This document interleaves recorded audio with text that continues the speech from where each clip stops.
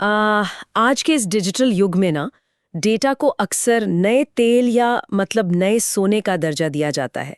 हर एक क्लिक, हर ऑनलाइन खरीदारी और हर स्वाइप के साथ हम बस अथाह मात्रा में जानकारी पैदा कर रहे हैं। बिल्कुल। और ये जानकारी बस बढ़ती जा रही है। हाँ, लेकिन मुझे लगता है कि सिर्फ डेटा जमा कर लेना कोई बड़ी उपलब्धि नहीं है। असली चुनौती ये है कि इस बेतहाशा जानकारी को इस तरह से व्यवस्थित किया जाए कि इसका कोई मतलब निकल सके। क्योंकि अगर जानकारी का कोई सिरपैरी ना हो तो वो किसी कबाड़ से कम नहीं है ना। एकदम सही कहा।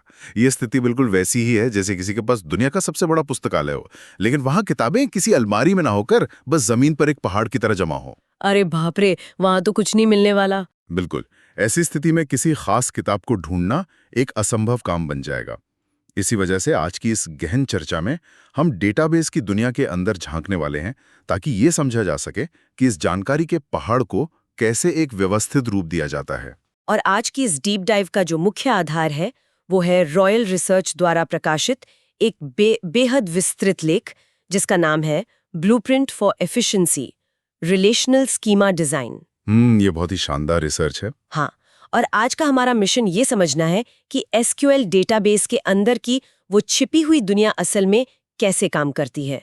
हम ये डिकोड करेंगे कि कैसे एक रिलेशनल स्कीमा डेटा की सटीकता, जिसे डेटा इंटेग्रिटी कहते हैं, और उसकी गति यानी परफॉर्मेंस दोनों के बीच एक बेहतरीन संतुलन बनाता है। यहाँ सबसे अहम बात यह है कि ये चर्चा सिर्फ डेटाबेस की परिभाषाओं या किसी थ्योरी तक सीमित नहीं रहेगी। हम इस बात की गहराई में जाएंगे कि ये पूरी व्यवस्था क्यों और कैसे काम करती है। क्योंकि मेरा मानना है कि जब तक किसी भी तकनीक के पीछे का क्यों स्पष्ट ना हो, तब तक उसका असली महत्व समझ में नहीं आता। तो चलिए इस गुत्थी को सुलझाना शुरू करते हैं। रॉयल रिसर्च के इस लेख की शुरुआत में ही रिलेशनल स्कीमा शब्द का बहुत जिक्र है। इसे समझने के लिए मैं सोच रही थी कि क्या हम इसकी तुलना किसी निर्माण कार्य से कर सकते हैं। निर्माण कार्य से मतलब? मेरा मतलब है, जैसे मान लीजिए कि कोई गगनचुंबी इमारत बननी है, तो सबसे पहले उसका एक ब्लूप्रिंट या नक्शा तैयार होता है जो तय करता है कि नींव कहाँ होगी और दीवारें कहाँ होंगी। क्या रिलेशनल स्कीमा भी कुछ वैसा ही है? हाँ, ये तुलना काफी हद तक काम करती है, लेकिन डेटाबेस के संदर्भ में ना ये ब्लूप्रिंट थोड़ा और ज्यादा गतिशील या डायनामिक होता है। रिलेशनल स्कीमा असल में एक ऐसा ढांचा है जो ये परिभाषित करता है कि डेटाबेस का स्ट्रक्चर कैसा होगा। मतलब सिर्फ एक स्थिर नक्शा नहीं है। हाँ, इसमें सिर्फ ये नहीं तय होता कि कौन सा डेटा कहाँ रखा जाएगा, बल्कि इसमें टेबल्स, फील्ड्स और सबसे महत्वपूर्ण बात, उन टेबल्स के बीच के रिश्ते भी तय किए जाते हैं। रिश्ते यानी रिलेशनशिप्स? बिल्कुल। ये स्कीमा एक नियम पुस्तिका की तरह काम करता है जो ये सुनिश्चित करता है कि जानकारी को एक तार्किक और कुशल तरीके से स्टोर किया जाए। इसका मतलब है कि अगर ये ढांचा या ब्लूप्रिंट ही कमजोर होगा तो उसके ऊपर बना पूरा का पूरा सॉफ्टवेयर या जो भी एप्लीकेशन है वो कभी भी क्रैश हो सकता है, या फिर शायद इतनी धीमी गति से काम करेगा कि कोई उसे इस्तेमाल ही नहीं करना चाहेगा। असल में एक खराब स्कीमा डिजाइन सिस्टम को पूरी तरह ठप भी कर सकता है। जब लाखों यूजर्स एक साथ डेटा मांगते हैं ना, तो एक अच्छी तरह से डिजाइन किया गया स्कीमा ही होता है जो एसक्यूएल क्वेरीज की गति को तेज बनाए रखता है, जो ये तय करता है कि सर्वर को जानकारी ढूंढने में कम से कम समय लगे। एकदम सही। और यहीं से लेक उस हिस्से की तरफ मुड़ता है जो डेटाबेस की दुनिया का शायद सबसे पेचीदा हिस्सा है, नॉर्मलाइजेशन। हाँ, जब मैं रॉयल रिसर्च का ये हिस्सा पढ़ रही थी तो मुझे थोड़ी उलझन हुई। मतलब आमतौर पर तो यही लगता है कि अगर सारी जानकारी एक ही जगह, एक ही बड़ी टेबल में मौजूद हो तो उसे ढूंढना सबसे आसान होना चाहिए। एक नजर में देखने पर ऐसा ही लगता है। लेकिन नॉर्मलाइजेशन तो इसके बिल्कुल उलट बात करता है। ये बड़े डेटा को छोटे छोटे हिस्सों में तोड़ने पर जोर देता है। तो ऐसा क्यों किया जाता है? देखने में ये थोड़ा अजीब जरूर लगता है कि चीजों को व्यवस्थित करने के लिए उन्हें पहले तोड़ा जा रहा है, लेकिन नॉर्मलाइजेशन असल में डेटा की सफाई का एक बहुत ही वैज्ञानिक तरीका है। इसका मुख्य उद्देश्य दो बहुत बड़ी समस्याओं को जड़ से खत्म करना है। वो दो समस्याएं कौन सी है? पहली है रिडंडेंसी यानी डेटा का फालतू दोहराव, और दूसरी है डिपेंडेंसी यानी गलत तरीके से जानकारी का एक दूसरे पर निर्भर होना। जब एक बड़ी टेबल को छोटी, एक दूसरे से जुड़ी हुई टेबल्स में बांटा जाता है तो जानकारी ज्यादा सुरक्षित हो जाती है। इसे थोड़ा और आसान भाषा में समझना जरूरी है। क्या इसे उन नियमों के जरिए समझा जा सकता है जिन्हें लेख में नॉर्मल फॉर्म्स कहा गया है? हाँ, बिल्कुल। क्योंकि लेख में 1NF, 2NF जैसे कई नाम दिए गए हैं। इन चरणों के जरिए इसे समझना सबसे आसान होगा। चलिए सबसे पहले 1NF यानी फर्स्ट नॉर्मल फॉर्म से शुरू करते हैं। इसका सबसे कड़ा और पहला नियम यह है कि हर टेबल के कॉलम में केवल एटॉमिक वैल्यू होनी चाहिए। रुकिए, ये एटॉमिक वैल्यू का यहाँ क्या मतलब है? क्या इसका संबंध मतलब किसी विज्ञान के फॉर्मूले से है? अरे नहीं, विज्ञान वाले एटम का मतलब होता है सबसे छोटा कण जिसे और तोड़ा ना जा सके। यहाँ भी मतलब बिल्कुल वही है। कोई भी डेटा ऐसा नहीं होना चाहिए जिसे और छोटे हिस्सों में बांटा जा सके। अच्छा, तो जानकारी को उसके सबसे छोटे रूप में रखना है? हाँ, और कोई भी जानकारी एक ही सेल में बार बार दोहराई नहीं जानी चाहिए। मैं एक उदाहरण देता हूँ। मान लीजिए किसी ई-कॉमर्स वेबसाइट के ग्राहकों की एक लिस्ट है और उसमें फोन नंबर का एक कॉलम है। अगर किसी एक ग्राहक के पास 2 फोन नंबर हैं, तो 1NF ये सख्ती से मना करता है कि दोनों नंबर एक ही बॉक्स या सेल में कॉमा लगाकर लिख दिए जाएं। अरे वाह! मतलब अगर एक ही सेल में 2 नंबर लिख दिए तो सिस्टम के लिए कल को किसी एक खास नंबर को ढूंढना बहुत मुश्किल हो जाएगा। 1NF ये सुनिश्चित करता है कि हर बॉक्स में सिर्फ और सिर्फ एक ही जानकारी हो। बात सिर्फ ढूंढने की नहीं है, अपडेट करने की भी है। अगर सिस्टम को एक नंबर बदलना हो और वहां 2 नंबर लिखे हों, तो गड़बड़ी होने की पूरी संभावना है। हाँ, सिस्टम कंफ्यूज हो जाएगा। बिल्कुल, इसलिए 1NF बेसलाइन तय कर देता है। अब इसके बाद आता है 2NF यानी सेकंड नॉर्मल फॉर्म। यह फॉर्म 1NF के नियमों का तो पालन करता ही है, लेकिन साथ ही ये एक नई शर्त जोड़ देता है। वो नई शर्त क्या है? ये सुनिश्चित करता है कि जितने भी नॉन की एट्रीब्यूट्स हैं, मतलब वो जानकारी जो मुख्य पहचान नहीं है, वो पूरी तरह से प्राइमरी की पर निर्भर होनी चाहिए। प्राइमरी की मतलब वो यूनिक आईडी जो किसी एक रिकॉर्ड को बाकियों से अलग करती है, जैसे किसी कर्मचारी का एम्प्लॉय आईडी या किसी छात्र का रोल नंबर। बिल्कुल भाई, इसे एक और उदाहरण से समझते हैं। मान लीजिए एक टेबल में किसी ऑनलाइन ऑर्डर का डेटा है। उसमें ऑर्डर आईडी है जो कि प्राइमरी की है, फिर प्रोडक्ट का नाम है और ग्राहक का पता है। ठीक है। अब देखिए, प्रोडक्ट का नाम तो ऑर्डर आईडी से जुड़ा है, लेकिन क्या ग्राहक का पता उस खास ऑर्डर आईडी पर निर्भर करता है? नहीं, वो तो ग्राहक पर निर्भर करता है। हाँ, क्योंकि अगर वो ग्राहक कल को कोई और ऑर्डर करेगा तो पता तो वही रहेगा। एकदम सही। 2NF ऐसी स्थितियों को साफ करता है। ये कहता है कि जो जानकारी प्राइमरी की पर पूरी तरह निर्भर नहीं है, उसे यहां से निकालकर एक अलग टेबल में डाल दो। तो इससे ये पक्का हो गया कि टेबल में मौजूद हर चीज का सीधा संबंध सिर्फ उसी आईडी से है जिसके बारे में वो टेबल है। ये तो काफी हद तक चीजों को सुलझा रहा है। इसके बाद 3NF या थर्ड नॉर्मल फॉर्म की बारी आती है। लेख के अनुसार ये ट्रांजिटिव डिपेंडेंसीज को हटाता है। ये शब्द थोड़ा भारी लग रहा है। हाँ, ये नाम भारी जरूर है, लेकिन कॉन्सेप्ट बहुत सीधा है। आसान शब्दों में कहें तो अगर A निर्भर है B पर और B निर्भर है C पर, तो इसका मतलब है कि A अप्रत्यक्ष रूप से C पर निर्भर हो गया। बिल्कुल। 3NF इसी अप्रत्यक्ष निर्भरता को खत्म करता है। कोई भी जानकारी सिर्फ और सिर्फ प्राइमरी की पर निर्भर होनी चाहिए, किसी और जानकारी पर नहीं। तो क्या मैं इसे ऐसे सोच सकती हूँ जैसे किसी कंपनी में ये नियम बना दिया जाए कि हर कर्मचारी सीधे अपने मुख्य बॉस को रिपोर्ट करेगा, बीच में कोई ऐसा मैनेजर नहीं होगा जो खुद किसी और को रिपोर्ट कर रहा हो, ताकि कोई भ्रम ना रहे। ये सोचने का एक दिलचस्प तरीका है, लेकिन डेटाबेस में इसका असर थोड़ा अलग होता है। यहाँ बात भ्रम की नहीं, बल्कि डेटा में होने वाले बदलावों को सुरक्षित रखने की है। अच्छा, वो कैसे? मान लीजिए एक टेबल में किताब का नाम, लेखक की आईडी और लेखक का देश है। अब लेखक का देश असल में लेखक की आईडी पर निर्भर है, ना कि सीधे किताब पर। हाँ, क्योंकि एक लेखक कई किताबें लिख सकता है। हाँ, अगर वो लेखक अपना देश बदल लेता है तो हमें उस लेखक की हर किताब वाले रिकॉर्ड में जाकर देश बदलना पड़ेगा। 3NF कहता है कि लेखक की जानकारी अलग टेबल में रखो ताकि देश एक ही जगह बदलना पड़े। ये तो बहुत ही तार्किक बात है। ऐसा लगता है कि 3NF तक आते आते डेटाबेस पूरी तरह से साफ सुथरा हो जाता होगा। ज्यादातर मामलों में हाँ, लेकिन कुछ बहुत ही पेचीदा सिस्टम्स के लिए एक और परत होती है, BCNF यानी बॉयस कॉड नॉर्मल फॉर्म। ये 3NF का ही एक बेहद सख्त रूप है। और सख्त? हाँ, रॉयल रिसर्च का लेख बताता है कि ये उन जटिल मामलों को सुलझाता है जहां 2 जानकारियों के बीच कोई नॉन ट्रिवियल डिपेंडेंसी होती है, खासकर तब जब एक से ज्यादा ओवरलैपिंग कैंडिडेट कीज मौजूद हों। रुको, ओवरलैपिंग कैंडिडेट कीज और नॉन ट्रिवियल डिपेंडेंसीज, ये तो एकदम से बहुत ज्यादा तकनीकी हो गया। क्या इसे थोड़ा रोजमर्रा की भाषा में डिकोड किया जा सकता है? हाँ, मैं जानता हूँ ये थोड़ा उलझाने वाला है। चलिए इसे एक यूनिवर्सिटी के उदाहरण से समझते हैं। मान लीजिए एक टेबल है जिसमें 3 चीजें हैं, छात्र का नाम, कोर्स का नाम और प्रोफेसर का नाम। ठीक है, समझ गई। एक छात्र एक कोर्स ले सकता है और एक कोर्स को कई प्रोफेसर पढ़ा सकते हैं, लेकिन एक प्रोफेसर सिर्फ एक ही कोर्स पढ़ाता है। यहाँ समस्या ये है कि अगर हमें सिर्फ ये जानना हो कि कोई प्रोफेसर कौन सा कोर्स पढ़ाता है, तो हमें किसी न किसी छात्र के दाखिले का इंतजार करना पड़ेगा, क्योंकि सारा डेटा एक ही टेबल में फंसा है। अरे वाह, आप तो एकदम पकड़ गई बात को। बिल्कुल, इसी उलझन को ओवरलैपिंग कैंडिडेट कीज की समस्या कहते हैं। अच्छा, मतलब जब तक कोई छात्र उस क्लास में नहीं बैठेगा, तब तक सिस्टम को पता ही नहीं चलेगा कि वो प्रोफेसर वहां पढ़ाता है।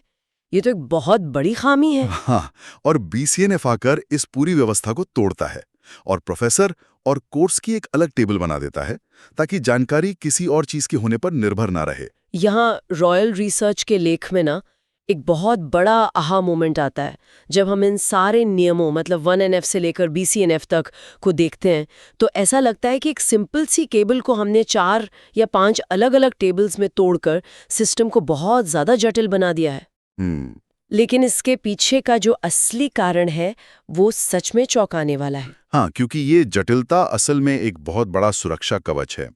जब नॉर्मलाइजेशन की ये पूरी प्रक्रिया अपनाई जाती है, तो उन गंभीर गलतियों को रोका जा रहा होता है जिन्हें डेटाबेस की भाषा में एनॉमलीज यानी विसंगतियां कहा जाता है। जैसे कि अपडेट एनॉमली, जिसका जिक्र अभी हमने किया था। अगर एक ही ग्राहक का पता 10 अलग अलग जगह सेव है और अपडेट करते वक्त एक जगह छूट गया, तो पूरा सिस्टम अविश्वसनीय हो जाएगा। सिर्फ अपडेट ही नहीं, इंसर्ट और डिलीट करने में भी विसंगतियां आती हैं। डिलीट करने में कैसे? मान लीजिए अगर कोई टेबल सही से टूटी हुई नहीं है और सिस्टम से किसी ग्राहक का आखिरी ऑर्डर डिलीट किया जाए, तो हो सकता है उस ग्राहक का पूरा नाम और पता ही डेटाबेस से हमेशा के लिए उड़ जाए। बाप रे, ये तो एक दुस्वप्न जैसा है। बिल्कुल, नॉर्मलाइजेशन ये सुनिश्चित करता है कि ऐसी दुर्घटनाएं ना हो। ये तो कमाल की बात है कि टेबल्स को तोड़कर असल में सिस्टम की विश्वसनीयता और उम्र बढ़ाई जा रही है। लेकिन यहाँ एक बहुत बड़ा व्यवहारिक सवाल उठता है। वो क्या? जब सारा डेटा अलग अलग टेबल्स में बिखरा हुआ है और कल को मैनेजमेंट एक पूरी रिपोर्ट मांग ले जिसमें ग्राहक का नाम, उसके ऑर्डर और उसके शहर की जानकारी एक साथ चाहिए, तब क्या होगा? ये अलग अलग टेबल्स आपस में बात कैसे करती हैं? तो बहुत ही उम्दा सवाल है, और यहीं पर रिलेशनल स्कीमा का दूसरा सबसे महत्वपूर्ण हिस्सा सामने आता है, रिश्ते या रिलेशनशिप्स परिभाषित करना, जो इन बिखरी हुई टेबल्स को जोड़ते हैं। हाँ, एक रिलेशनल डेटाबेस में टेबल्स के बीच के ये रिश्ते बिखरे हुए डेटा को एक साथ जोड़ने के लिए किसी रीढ़ की हड्डी की तरह काम करते हैं। रॉयल रिसर्च के लेख में मुख्य रूप से 3 तरह के रिश्तों पर बहुत विस्तार से चर्चा की गई है। तो चलिए इनको एक एक करके खोलते हैं। सबसे पहला है 1-to-1 रिलेशनशिप। ये सुनने में काफी सीधा लगता है। ये जितना सीधा है उतना ही कम इस्तेमाल भी होता है। इसमें एक टेबल के एक रिकॉर्ड का संबंध दूसरे टेबल के केवल और सिर्फ एक रिकॉर्ड से होता है। ऐसा क्यों? मतलब अगर दोनों का संबंध 1-to-1 है ही, तो उन्हें एक ही टेबल में क्यों नहीं रखते थे? ये अक्सर सुरक्षा या संगठन के कारणों से किया जाता है। उदाहरण के लिए, किसी कंपनी के HR डेटाबेस में कर्मचारियों की सामान्य जानकारी एक टेबल में हो सकती है और दूसरी टेबल में उनके बैंक खाते और सैलरी की बेहद संवेदनशील जानकारी। अच्छा, दोनों का संबंध 1-to-1 है, लेकिन सुरक्षा के लिए उन्हें अलग रखा गया है ताकि हर कोई सैलरी ना देख सके। ये बहुत ही स्मार्ट तरीका है ना? इसके बाद आता है 1-to-many रिलेशनशिप। ये शायद सबसे आम रिश्ता है जो डिजिटल दुनिया में हर जगह देखने को मिलता है। ये सबसे ज्यादा इस्तेमाल होने वाला रिलेशनशिप है।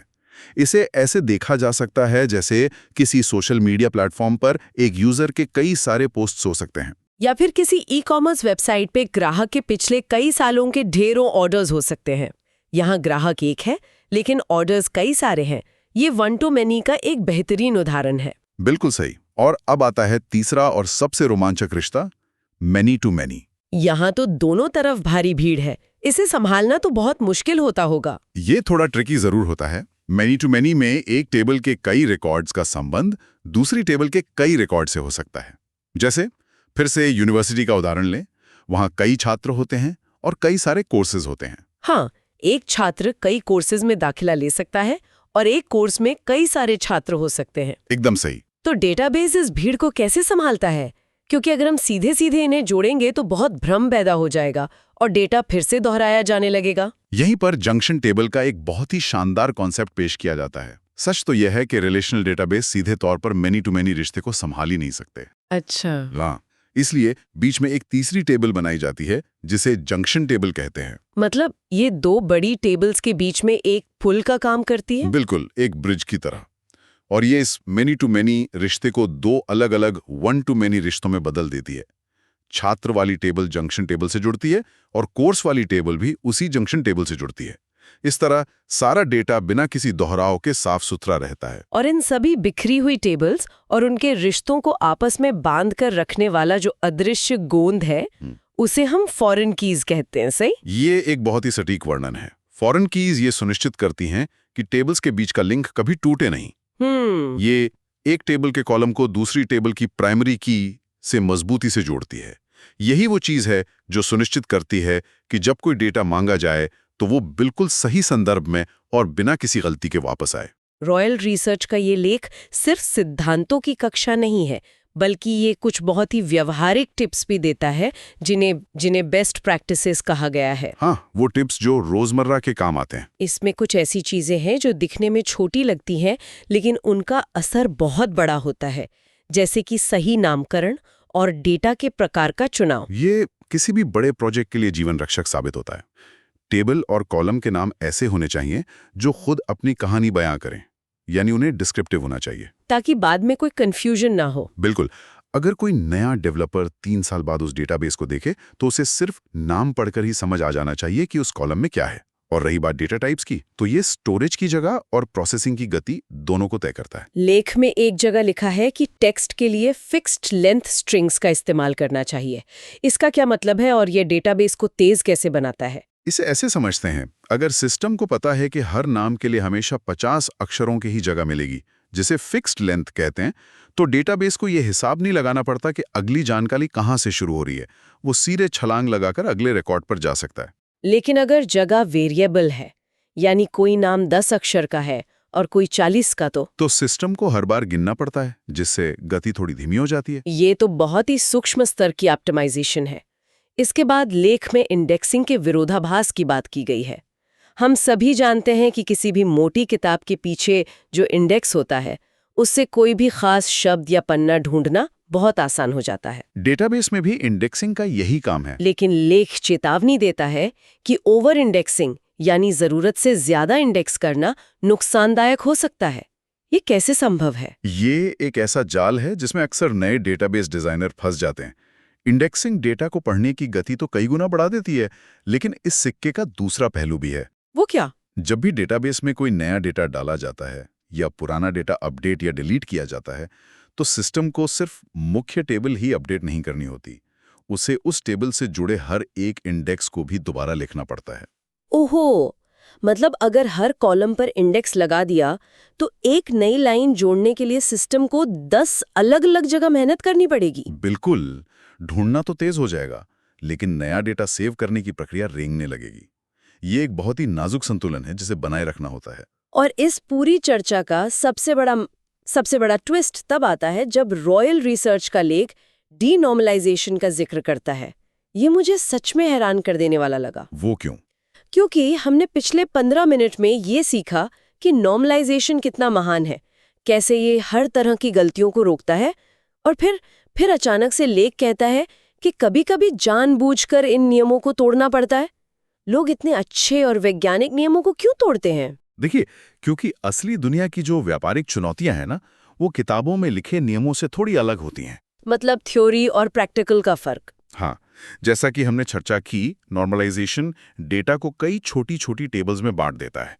इससे डेटा सुरक्षित तो रहता है, लेकिन जब कोई यूजर एक ऐसा पेज खोलता है जिसमें इन सभी 10 टेबल्स का डेटा एक साथ दिखाना हो, तो डेटाबेस को कई सारे जॉइंट्स करने पड़ते हैं उन बिखरी हुई टेबल्स को एक साथ लाने के लिए। हाँ, और इन टेबल्स को वापस जोड़ने की ये प्रक्रिया किसी भी सिस्टम को बहुत धीमा कर सकती है। तो इसका मतलब है कि सिर्फ गति बढ़ाने के लिए या पेज को जल्दी लोड करने के लिए जानबूझकर नियमों को दरकिनार किया जाता है। हाँ, और बड़ी टेक कंपनियां जैसे फेसबुक या नेटफ्लिक्स अक्सर ऐसा करती हैं।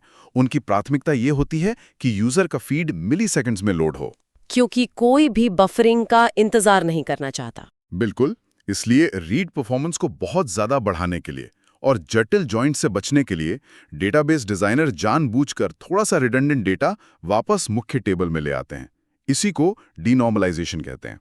ये तो ऐसा है कि सुरक्षा के कुछ नियम जानबूझकर तोड़ दिए जाएं ताकि गाड़ी और तेज भाग सके। काफी हद तक, लेकिन लेख ये साफ करता है कि इसे बहुत ही सावधानी से किया जाना चाहिए। ये कदम तभी उठाया जाना चाहिए जब परफॉर्मेंस की समस्या इतनी बड़ी हो जाए कि वो डेटा इंटीग्रिटी के फायदों पर भारी पड़ने लगे। ये पूरी चर्चा सच में डेटाबेस की दुनिया के भीतर एक बेहतरीन और ज्ञानवर्धक सफर रही।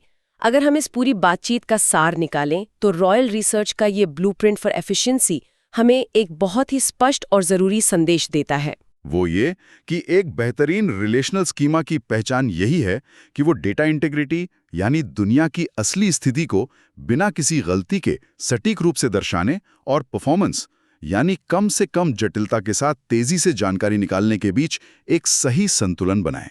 और जो बात इसे इतना महत्वपूर्ण बनाती है वो ये है कि ये ज्ञान सिर्फ किताबों तक सीमित नहीं है।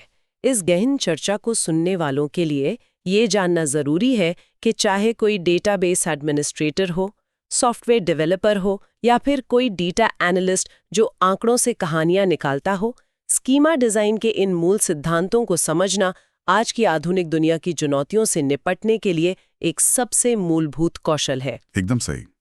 बिना इसके कोई भी डेटा ड्रिवन एप्लीकेशन टिक नहीं सकती। लेकिन इस चर्चा को खत्म करने से पहले एक ऐसा विचार सामने आता है जो शायद आगे बहुत कुछ सोचने पर मजबूर कर दे। वो क्या विचार है? आज इस पूरी चर्चा में ये देखा गया कि एसक्यूएल डेटाबेस एक बहुत ही सख्त और व्यवस्थित स्कीमा की मांग करते हैं। नॉर्मलाइजेशन, कड़े नियम, साफ सुथरी टेबल्स, सब कुछ एक सांचे में ढला हुआ। हाँ, बिल्कुल एक सख्त अनुशासन वाले स्कूल की तरह, जहाँ सब कुछ नियमों से चलता है। लेकिन अगर हम आज के डिजिटल परिदृश्य पर नजर डालें तो जो ज्यादातर नया डेटा पैदा हो रहा है वो पूरी तरह से अनस्ट्रक्चर्ड है। जैसे सोशल मीडिया का डेटा। हाँ, सोशल मीडिया के मीम्स, यूट्यूब के वीडियोस और अब तो आर्टिफिशियल इंटेलिजेंस द्वारा जनरेट किया गया रैंडम टेक्स्ट और इमेजेस, ये सब बहुत ही अराजक या कहें तो क्योटिक है। इसका कोई निश्चित आकार नहीं है। ये तो है, ये डेटा किसी टेबल में फिट नहीं बैठता। तो सवाल ये उठता है कि क्या भविष्य में ये सख्त, व्यवस्थित रिलेशनल स्कीमा इस तेजी से बढ़ते अराजक डेटा के साथ तालमेल बिठा पाएंगे, या फिर डेटा को इस तरह से सख्त सांचों में ढालने और व्यवस्थित करने की ये सदियों पुरानी कला भविष्य के स्मार्ट और लचीले सिस्टम्स के लिए एक रुकावट बन जाएगी? ये वाकई गहराई से सोचने वाली बात है। क्या भविष्य का डेटाबेस इन पुराने नियमों से चलेगा या ये नया अराजक डेटा खुद अपने लिए कोई नई व्यवस्था बनाएगा? ये देखना बहुत दिलचस्प होगा। यह एक ऐसा सवाल है जो खुद में आगे एक नई रिसर्च का विषय है, श्रोताओं के लिए सोचने का एक बेहतरीन बिंदु है। और इसी विचार के साथ डेटा और डिजाइन की आज की इस यात्रा को यहीं विराम देते हैं। ज्ञान के इस अथाह समंदर में ऐसे ही नए विचारों को टटोलते रहिए।